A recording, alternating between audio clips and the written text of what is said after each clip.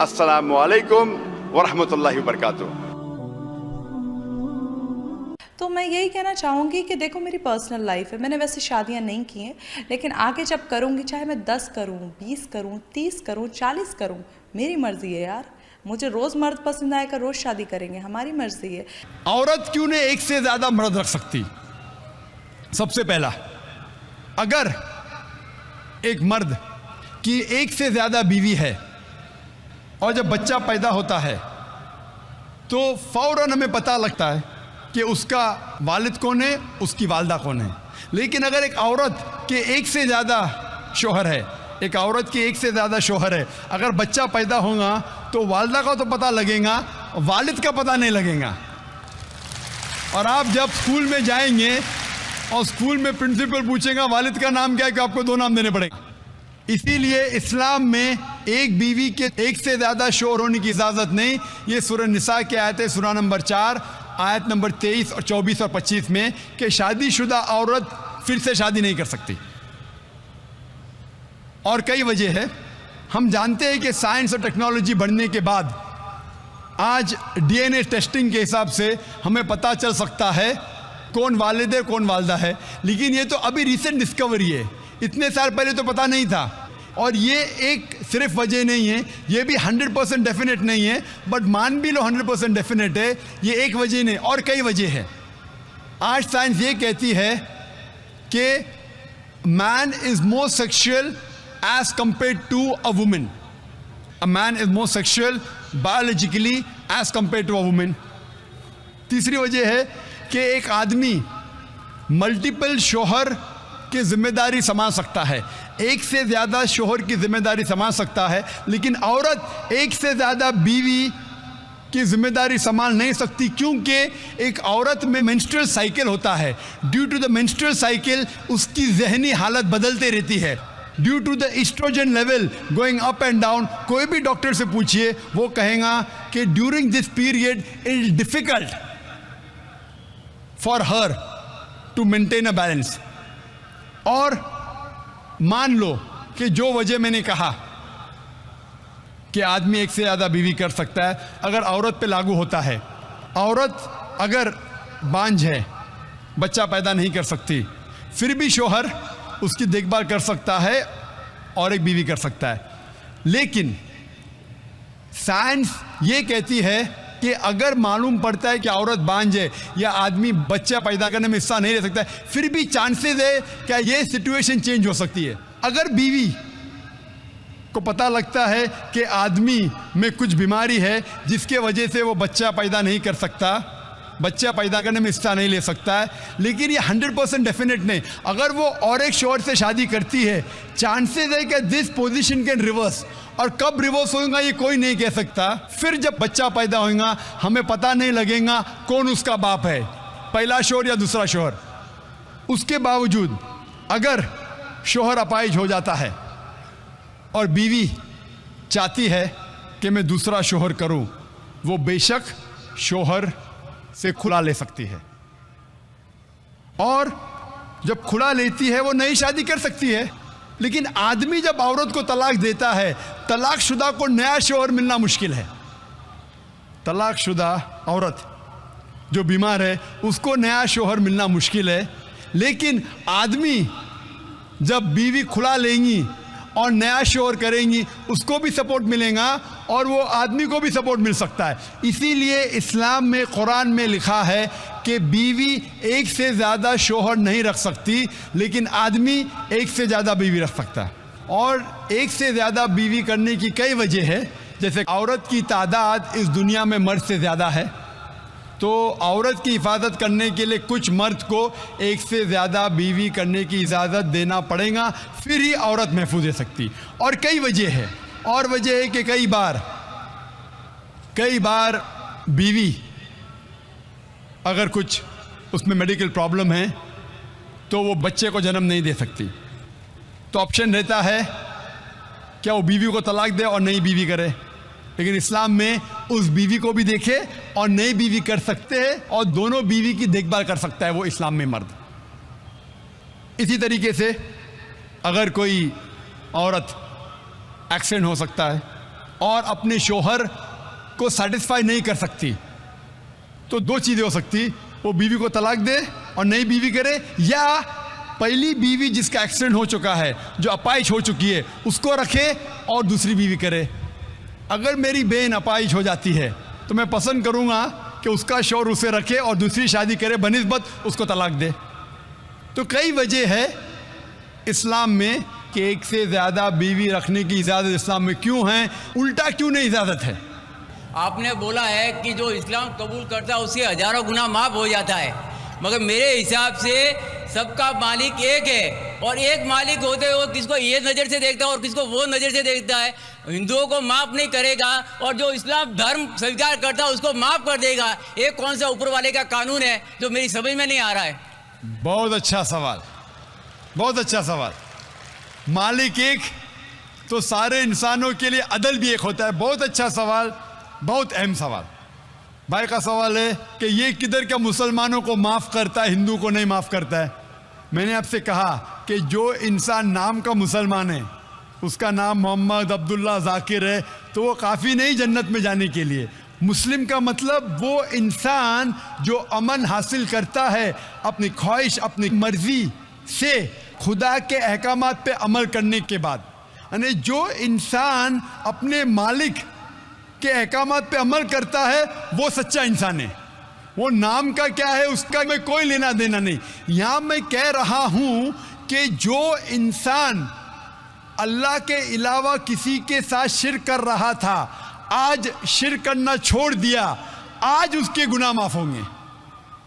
چاہے کوئی بھی ہو, آپ بھی اگر کہتے کہ میں شرک کرنا چھوڑ دوں گا, اللہ کے علاوہ کسی اور کی عبادت نہیں کروں گا جو ہندو مذہب کی کتاب میں لکھا ہے, اور میں مانوں گا آخری پیغمبر محمد صلی اللہ علیہ وسلم میں, چاہے آپ عیسائی ہے, چاہے آپ ہندو ہے, چاہے آپ یہودی ہے, آج آپ اگر اپنے مالک کا کہنا مانیں گے تو آپ کا مالک آپ کو معاف کرے گا. لیکن اگر آپ کہیں گے میرا مالک ایک, لیکن مالک کا کہنا نہیں مانیں گے تو مالک کیسا معاف کریں گا؟ مثال کے طور پہ ایک ایگزامینیشن ہوتا ہے, ٹیچر سارے طالب علم کے لیے برابر ہے. ٹیچر ایک سال کے لیے سارے طالب علم سارے اسٹوڈنٹس کو سکھاتا ہے, برابر. لیکن ایگزامینیشن میں جو ٹیچر پورے سال بھر سکھاتا ہے, جو طالب علم وہ ٹیچر کے سکھائے مطابق ایگزامینیشن پیپر میں لکھتا ہے وہ پاس ہو جائے گا.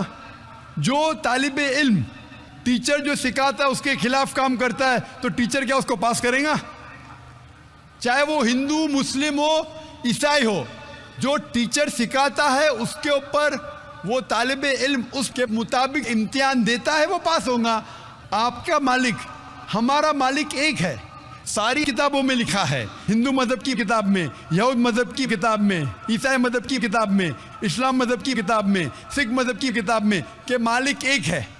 مالک کے علاوہ کسی کی عبادت نہیں کرنا چاہیے, خدا کے علاوہ کسی کی عبادت نہیں کرنا چاہیے. کل میں نے فرمایا تھا کہ اس خدا کی کوئی پرتیما نہیں, کوئی عکس نہیں, کوئی فوٹوگراف نہیں, کوئی پکچر نہیں, کوئی بت نہیں, کوئی مورتی نہیں. پھر اگر آپ مورتی دیں گے تو آپ مالک کا کہنا نہیں مان رہے. تو اگر آپ مالک کا کہنا مانیں گے, آپ کا نام کچھ بھی ہو, موہن ہو, کچھ بھی ہو, شنکر ہو یا عبداللہ ہو, اگر آپ مالک کا کہنا مانیں گے تو آپ سچ مچ اس مالک کے بندے ہیں. اگر آپ مالک کا کہنا مانیں گے تو آپ کے گناہ معاف ہو جائیں گے. تو یہ عربی میں کہہ رہا ہوں کہ مسلم تو لوگ کو یہ لفظ سے نفرت ہے. اگر نفرت ہے تو میں مسلم لفظ کو نکالتا ہوں, میں یہ کہتا ہوں جو بھی انسان اپنے مالک کا کہنا مانتا ہے اسے عربی میں کہتے ہیں مسلم. لیکن آپ کو مسلم شبد سے نفرت ہے, مسلم شبد کو نکال دو. میں یہ کہوں گا جو خدا کے احکامات پہ عمل کرتا ہے, خدا کے کلمات پہ عمل کرتا ہے, یہ مانتا ہے کہ خدا ایک ہے, اس کے علاوہ کسی کی پوجا نہیں کرنا چاہیے, وہ انسان کے گناہ وہ مالک معاف کریں گا. آپ اگر مانیں گے خدا ایک ہے, آپ مانتے خدا ایک ہے, آپ مانتے خدا کے علاوہ کسی اور کو پوجنا نہیں چاہیے, مانتے؟ ہاں کہ نہیں مانتے؟ آپ مانتے بت پرستی غلط ہے, آپ مانتے کہ مورتی پوجا غلط ہے, آپ مانتے کہ آخری پیغمبر محمد صلی اللہ علیہ وسلم ہے؟ نہیں مانتے. بولتے ہیں جیسے शिव शंकर को पैगंबर बोलते हैं, जैसे साईं बाबा को ये सब जो पैगंबर हो गए, ये हर फरिश्ते ऐसे ऐसे आते गए. आपने मेरी 15 तारीख की तकरीर सुनी? मैंने नहीं सुना. मोहम्मद सल्लल्लाहु अलैहि वसल्लम का जिक्र मुख्तलिफ मजहबी किताबों में. आप कैसेट लीजिए, मेरी तकरीर है मोहम्मद सल्लल्लाहु अलैहि वसल्लम का जिक्र मुख्तलिफ मजहबी किताबों में.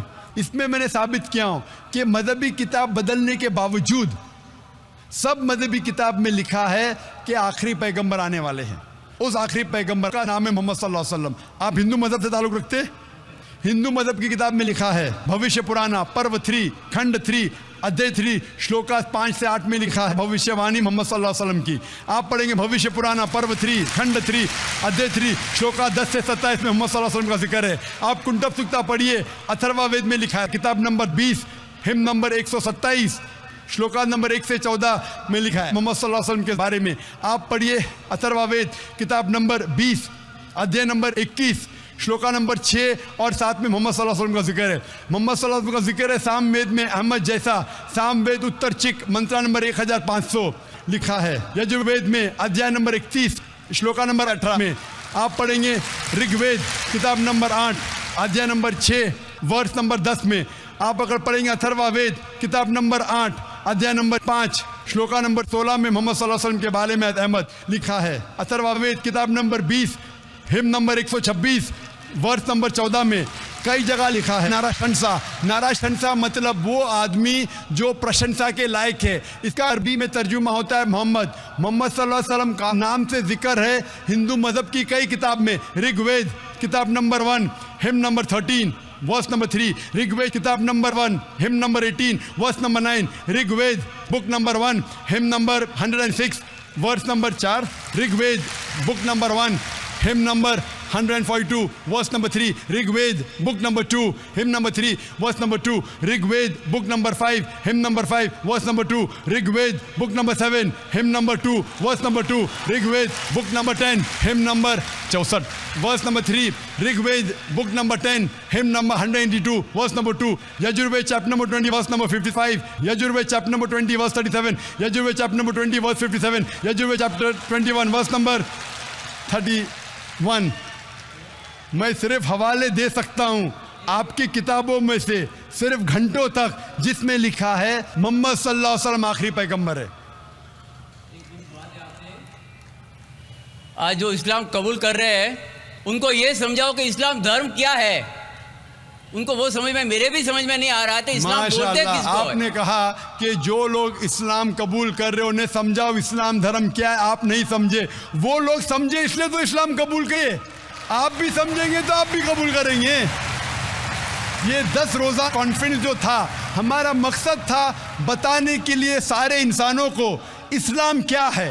ये मीडिया जो इस्लाम को पेश कर रही है ये तोड़ मड़ोड़ के पेश कर रही है. हमारा मकसद ही था बताने के लिए सारे इंसानों को इस्लाम क्या है. अगर आप इस्लाम को नहीं अब तक जाने तो बेशक कबूल मत करो. जब भी पहचान लेंगे इस्लाम को तो इंशाअल्लाह आप भी शहादत देंगे. मेरी दुआ है अल्लाह सुब्हानहू व तआला से, उस मालिक से कि आपको हिदायत दे कि आप ये माने कि अल्लाह एक है, अल्लाह के अलावा कोई माबूद नहीं और मोहम्मद सल्लल्लाहु अलैहि वसल्लम आखिरी पैगंबर है. मैं कहूँगा वॉलंटियर से कि आपको मेरी DVD दे मोहम्मद सल्लल्लाहु अलैहि वसल्लम का जिक्र मुख्तलिफ मजहबी किताबों में. उसमें सारे हवाले हैं और एक खुसूसन तकरीर है मोहम्मद सल्लल्लाहु अलैहि वसल्लम का जिक्र हिंदू मजहबी किताब में, सिर्फ हिंदू मजहब में. आप उसको देखो और इंशाअल्लाह आप इस बात को तस्लीम करेंगे आज नहीं तो कल कि अल्लाह एक है, उसके अलावा कोई माबूद नहीं और मोहम्मद सल्लल्लाहु अलैहि वसल्लम आखिरी पैगंबर है. Hope that answers the question. अगर इस्लाम पर अमल नहीं करेगा, इस्लाम के अलावा किसी दूसरे मज़हब पर, यहूदियत पर, ईसाईयत पर या हिंदू मज़हब पर अमल करेगा तो ये उसके लिए कामयाबी नहीं होगी बल्कि ये उसके लिए नाकामी होगी. अब बात यह है कि इस्लाम ने मुसलमानों के लिए क्या किया. इस्लाम ने मुसलमानों को हुकूक दिए, मुसलमान औरतों के अपने हुकूक, मर्दों के अपने हुकूक. इसी तरह इस्लाम ने एक हुदूद मुकर्रर की कि इस हद से आपने आगे जाना नहीं है. मिसाल के तौर पर अल्लाह ताला हम सब का माबूद है, वो एक है. अब कोई एक के सिवा दो को माने तो ये इसने अपने हद पार कर लिए, इसने सरकशी की. अब हमारे पैगंबर सल्लल्लाहु अलैहि वसल्लम आखिरी नबी है, उसके बाद कोई नबी आने वाला नहीं. اب کوئی یہ کہے کہ پیغمبر صلی اللہ علیہ وسلم کے بعد دوسرا نبی ہے، مثال کے طور پر قادیانی وغیرہ، اب اس نے بھی حد پار کر دی، یہ بھی گناہ ہے، یہ بھی کفر ہے.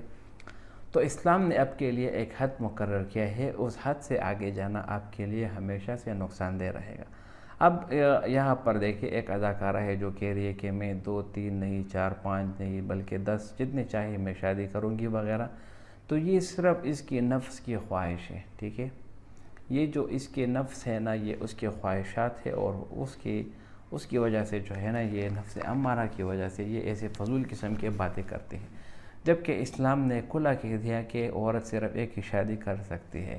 اب اگر مثال کے طور پر ڈاکٹر ذاکر نائک نے اپنے بیان میں کہا، جو بیان آپ نے سنا، کہ ایک آدمی کی 4 بیویاں ہیں. اب اگر کسی بیوی کا بچہ ہوگا تو سب کو پتہ چلے گا کہ یہ اس کی ماں کون ہے اور اس کا باپ کون ہے. باپ کا پتہ چل جائے گا آسانی سے.